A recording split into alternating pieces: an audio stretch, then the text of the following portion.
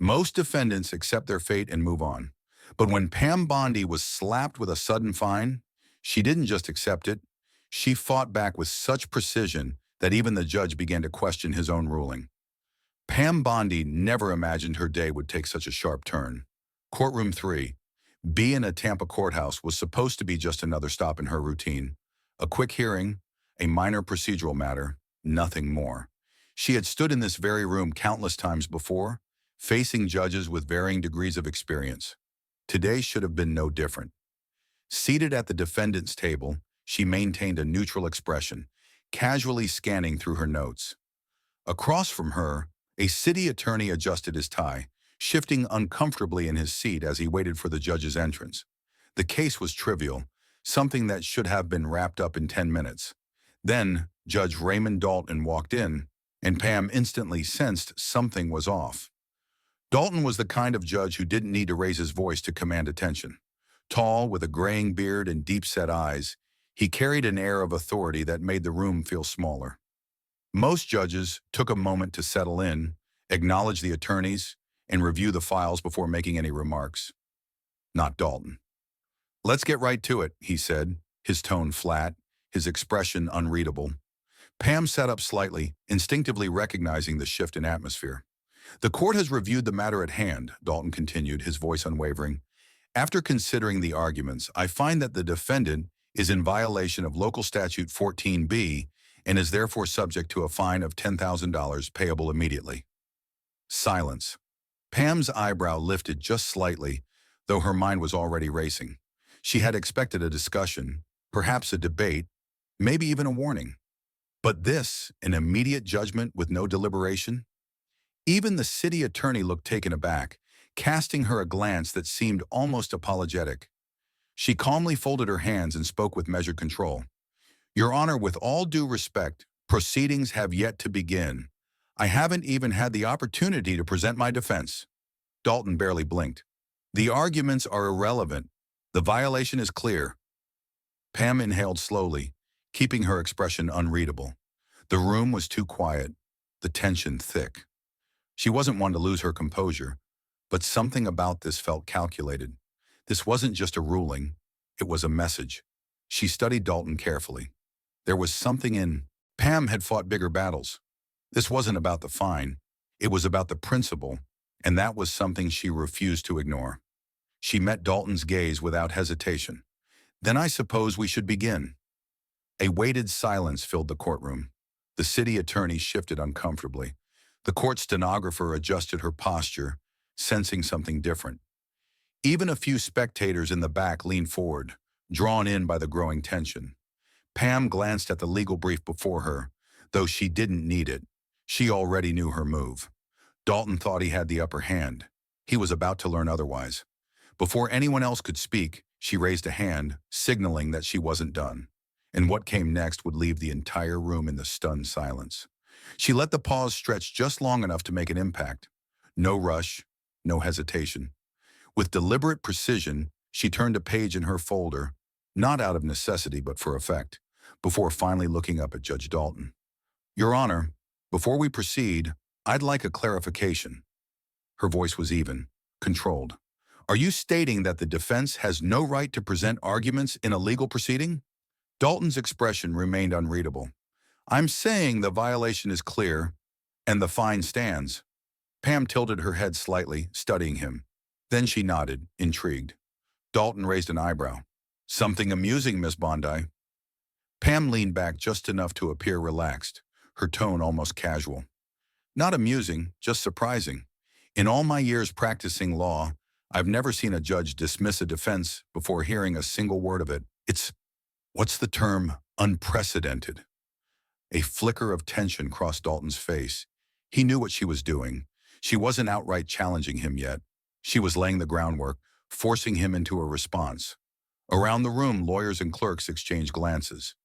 Even the bailiff, a man accustomed to thousands of routine hearings, shifted slightly. Dalton exhaled slowly. "Miss Bondi, this court isn't a stage for theatrics. If you have a legal argument, present it. Otherwise, the fine stands and we move on." Pam smiled faintly. There it was. He had opened the door. She straightened her papers but didn't glance at them. Instead, she locked eyes with the judge. "Very well," she said smoothly. "Let's talk about Local Statute 14B, the very law you claim I violated." She tapped a finger on the document in front of her. "You say the law is clear. That's interesting, considering this statute has been challenged multiple times in the last 5 years, with varying interpretations." And just like that, the tide began to turn. The muscles in Dalton's jaw tightened, a small but telling crack in his composure. Pam's calculated move was working. She wasn't challenging him outright. Not yet. She was baiting him, setting the stage. The courtroom, now fully captivated, buzzed with silent anticipation. Lawyers and clerks exchanged glances, the unspoken question hanging in the air. What would Dalton do? Even the bailiff, a man seasoned by countless hearings, shifted his stance ever so slightly, unable to mask his intrigue. Dalton exhaled slowly, the sound deliberate. "Ms. Bondi, this court is not a stage for theatrics. If you have a legal argument, present it. Otherwise, the fine stands, and we move on." There it was, the opening Pam had been waiting for. She smiled, faint but deliberate, a gesture that spoke volumes. He had handed her exactly what she needed. With another subtle adjustment to her papers, she straightened in her seat, her focus razor sharp. This time she didn't look down at her notes. Instead, she fixed her gaze directly on the judge, ready to dismantle his assumptions one step at a time. "Very well," Pam said smoothly. "Let's talk about Local Statute 14B, the one you claim I violated."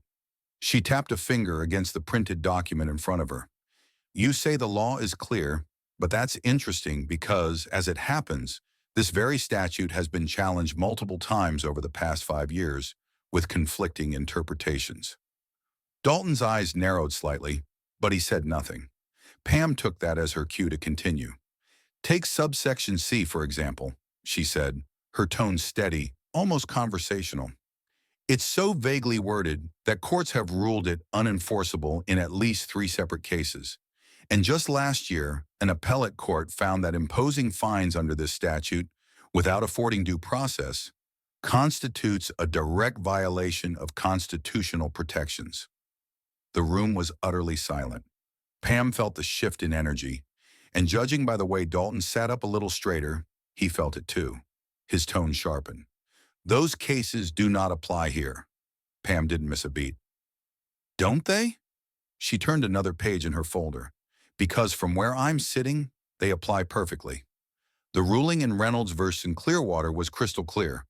An administrative fine issued without evidentiary consideration is subject to reversal on procedural grounds." She let the words sink in before delivering the final blow. "And I'm sure Your Honor wouldn't want to ignore precedent." Dalton's jaw clenched. Pam let the tension linger just long enough before pressing forward. "Unless, of course, this court is prepared to disregard established case law," she added, her voice calm but deliberate. "In which case, I'd be more than happy to file an appeal." Dalton leaned forward, folding his hands. "Are you threatening this court with an appeal, Ms. Bondi?" Pam exhaled softly, a quiet laugh devoid of amusement. "Your Honor, I don't make threats. I cite the law." A murmur rippled through the gallery. It was subtle, but the power in the room had shifted. Pam had forced Dalton to defend his position instead of issuing rulings without question. He knew it. The city attorney, who had been silent up to this point, cleared his throat. "Your Honor, if I may." Dalton cut him off with a single raised hand. His eyes locked onto Pam's. A long pause. Then finally the judge spoke. "Very well. You may present your defense." Pam smiled, but only slightly. This wasn't a victory. This was just the beginning. But before she could speak, Dalton did something that told her he wasn't going to make this easy. He didn't break eye contact as he leaned forward, lacing his fingers together. "Proceed," he said. His voice wasn't permission. It was a warning. Pam recognized the tactic instantly. This wasn't just about the law anymore. It was about control. He wanted her to know exactly where she stood in his courtroom. But intimidation had never worked on her. She adjusted her posture, keeping her expression unreadable. Then she tapped her papers and spoke with unwavering confidence. "Let's start with the language of the statute itself," she said. "Local Statute 14B states that any entity failing to comply with a municipal regulation may be fined." Sounds simple enough, but the issue arises in how compliance is defined. The language is overly broad, dangerously vague, and inconsistent with constitutional due process protections. Dalton exhaled slowly, unimpressed.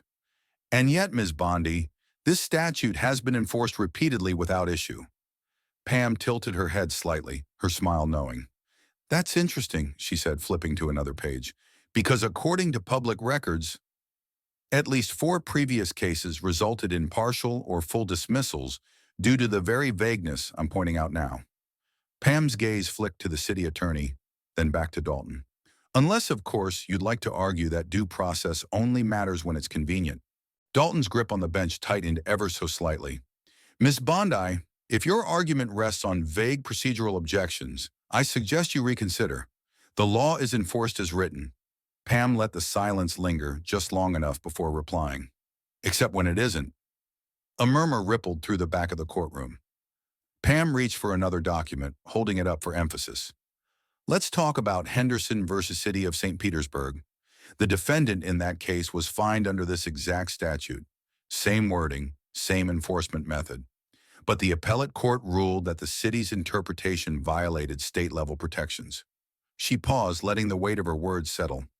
Do you recall what the judge said in that ruling? That the law, as applied, fails to provide sufficient notice or clear standards for enforcement, making it unenforceable under legal scrutiny. Dalton's expression remained impassive, but the tension in his jaw betrayed him. The city attorney leaned in slightly. Your Honor, I believe we're getting sidetracked. Pam cut him off before he could finish. Counselor, I'd love to hear how you reconcile Henderson with the fine your office is trying to enforce today. If you have a legal basis that contradicts the ruling, by all means, enlighten us. The attorney hesitated. His silence was louder than any argument he could have made. Pam turned back to Dalton. Respectfully, Your Honor, I'm not asking for special treatment. I'm asking for consistency. If a higher court has already determined this statute is problematic, how does this court justify imposing a penalty under it? Dalton leaned back slightly, his eyes scanning her, calculating. Pam knew exactly what he was doing, buying time, searching for a way to regain control. Finally, he spoke. The circumstances of that case are not identical to yours. Pam didn't even blink. True, but the precedent still applies. The law is either clear or it isn't. Silence. The atmosphere in the courtroom had shifted. Pam knew she had him cornered, not just legally but strategically. Any ruling he made now would be under scrutiny. If he pushed forward and ignored precedent, he risked being overturned. If he backtracked, he'd be admitting he acted prematurely. She didn't envy his position. But then again, he was the one who had put himself there. Dalton exhaled slowly. Ms. Bondi, I find your interpretation debatable. Pam allowed herself a small smile. Then let's debate it. Dalton's nostrils flared slightly, and to her surprise, he reached for his gavel. The court will take a 15-minute recess. Before anyone could object, he stood and disappeared into his chambers. Pam set her papers down, her expression composed, but inside she knew exactly what had just happened.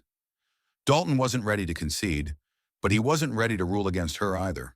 He needed time to strategize, to reassess, maybe even to pull up the case law she had just thrown at him. That meant one thing. She had him cornered.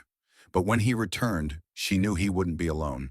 And whatever came next would take this fight to an entirely different level. 15 minutes stretched endlessly. Pam remained seated, hands resting lightly on her stack of documents. She wasn't reading them. She didn't need to. The legal precedents, the procedural arguments, every case she had cited were already ingrained in her mind. She was ready. Still, something about Dalton's sudden recess didn't sit right. He wasn't the type to hesitate. If he was stalling, it meant he was either regrouping or setting the stage for something she hadn't anticipated. Then the door to the judge's chamber swung open. Dalton strode back in, but he wasn't alone. By his side was a new presence, one Pam recognized immediately.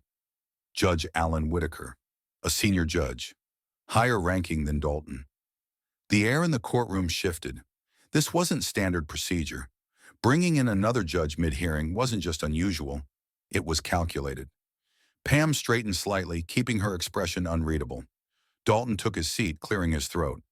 Before we proceed, I've requested Judge Whitaker to sit in on this matter. Pam didn't buy that for a second. Someone had pulled strings. Whitaker gave her a measured nod, his presence calm but commanding. I understand you've raised procedural concerns regarding the enforcement of Statute 14b. Pam met his gaze directly. That's correct. Whitaker clasped his hands together. You believe this fine should be overturned based on appellate precedent? She didn't hesitate. I don't believe it. I know it. A murmur rippled through the spectators. Dalton's jaw tightened. Whitaker arched an eyebrow. I appreciate your confidence, but let's talk specifics. You cited Henderson versus City of St. Petersburg. Are you aware that a subsequent ruling clarified that certain interpretations of the statute remain enforceable under localized judicial discretion? Pam kept her expression cool, but inside she felt the shift. So that was their play. Dalton had stepped back, bringing in someone with more authority, and now they were trying to counter her argument with an overlooked technicality. Pam folded her hands. I'm well aware of that ruling, Your Honor, but I also know that the same clarification explicitly stated that Pam's gaze remained steady. Enforcement must adhere to strict evidentiary standards, standards that, in this case, were not met. Whitaker gave a slight nod, as if he had expected her response. Then let's discuss that. The enforcement officer who issued this violation is present in the courtroom. Would you like to cross-examine him? Pam hadn't anticipated that move, but she welcomed it. Yes, Your Honor, I would. Dalton gestured toward the back of the room, and a man rose from his seat. Officer Brian Calloway, a municipal enforcement officer, carried himself with the confidence of someone who rarely had to explain himself. His Navy uniform was pressed to perfection, his expression impassive. Pam met his gaze briefly before turning back to the bench. Calloway took the witness stand, swore his oath, and sat down. Pam stepped forward with measured ease. Officer Calloway, can you confirm that you were the one who issued this violation? He gave a short nod. Yes, ma'am. Pam turned slightly, angling herself toward the gallery where spectators leaned in. And what was the basis of your determination? Calloway exhaled as if the answer should have been obvious. The statute is clear. The property was not in compliance with municipal code. I identified the violation and issued the fine accordingly. Pam clasped her hands behind her back. Did you take any photographs to document the alleged violation? A slight hesitation. No, ma'am, it wasn't necessary. Pam's brow lifted just slightly.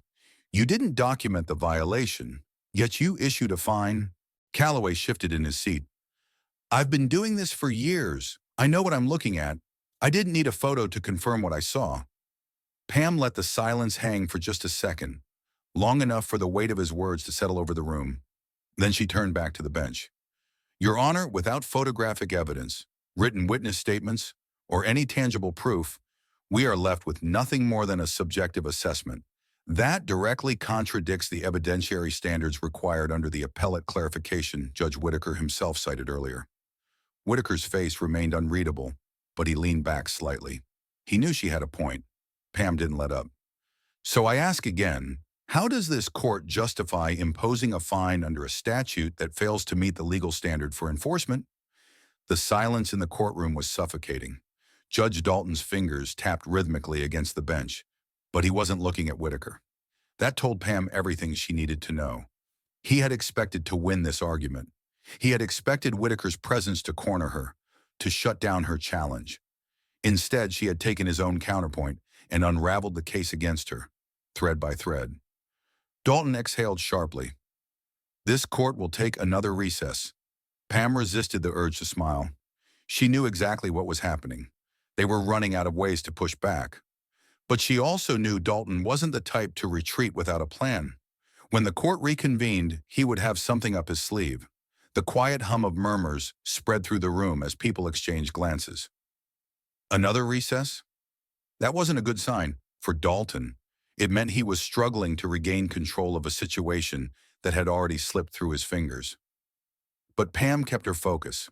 Power didn't surrender easily, and Dalton was not the kind of man to back down without a fight. When the court was called back to order, Dalton's demeanor had shifted. The casual confidence he had walked in with was gone. His jaw was set, his expression unreadable. Whitaker remained seated beside him, though this time his posture was more reserved. It was clear he had no intention of intervening, at least not yet. Dalton cleared his throat. "Ms. Bondi, you've presented compelling arguments." His tone was controlled, but Pam heard the strain in it. He wasn't used to conceding, not even the smallest inch. "However, this court finds that the core issue remains unchanged. The fine stands." Pam blinked.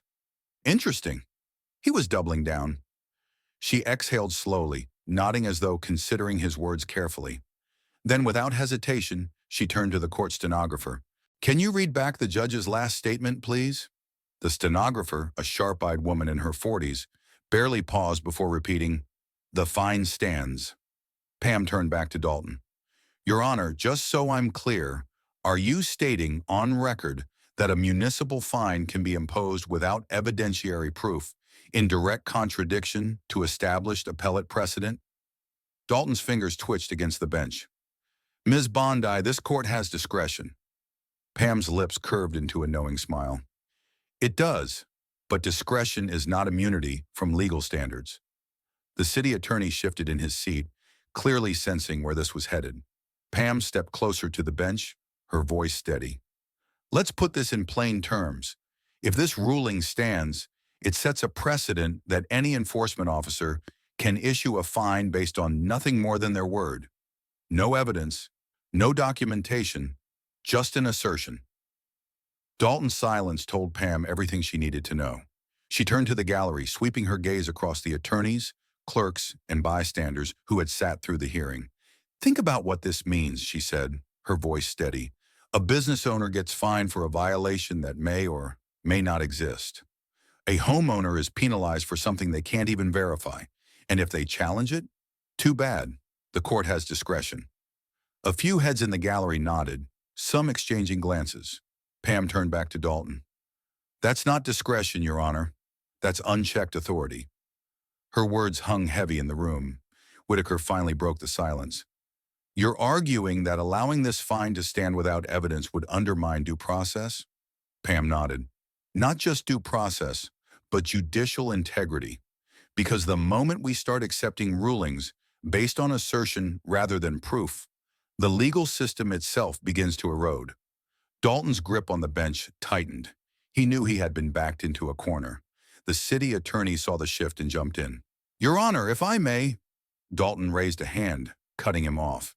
His expression remained unreadable, but Pam saw the frustration in his eyes. There was no winning this, not for him. Seconds stretched. Then finally Dalton exhaled. "This court finds that the imp—" He caught himself, his jaw tightening. Then forcing the words out, "The fine does not meet the necessary evidentiary threshold for enforcement." His tone was stiff, reluctant. "The fine is overturned." A murmur rippled through the courtroom. Pam gave a slow, polite nod. No satisfaction, no gloating, just quiet certainty.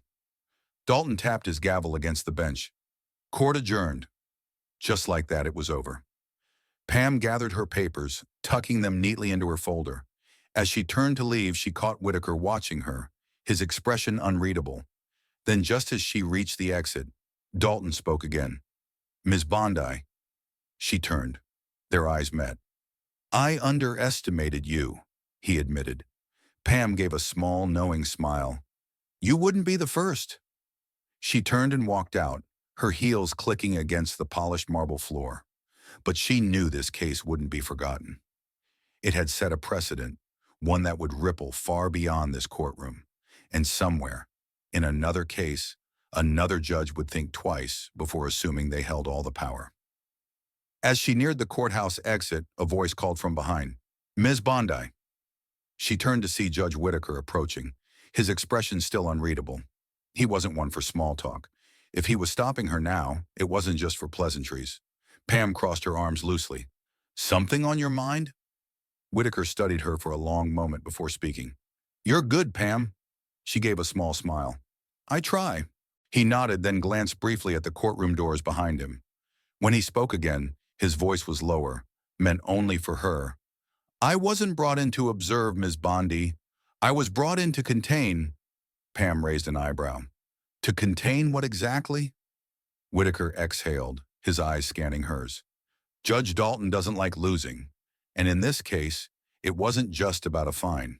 It was about setting an example. Pam had already suspected as much, but hearing it confirmed made the victory feel even more significant. She kept her voice steady. And what happens now? Whitaker hesitated, then gave her a look that held both respect and warning. You'll have people watching you, and not just from this courtroom. Pam understood exactly what he meant. Today, she hadn't just won a case, she had challenged a system that thrived on compliance, and that kind of defiance never went unnoticed. She gave a small nod. I appreciate the warning. Whitaker studied her for a moment longer before turning back toward the courtroom. Pam turned the other way, pushing open the heavy courthouse doors and stepping into the bright afternoon sun. The air felt different, lighter, sharper.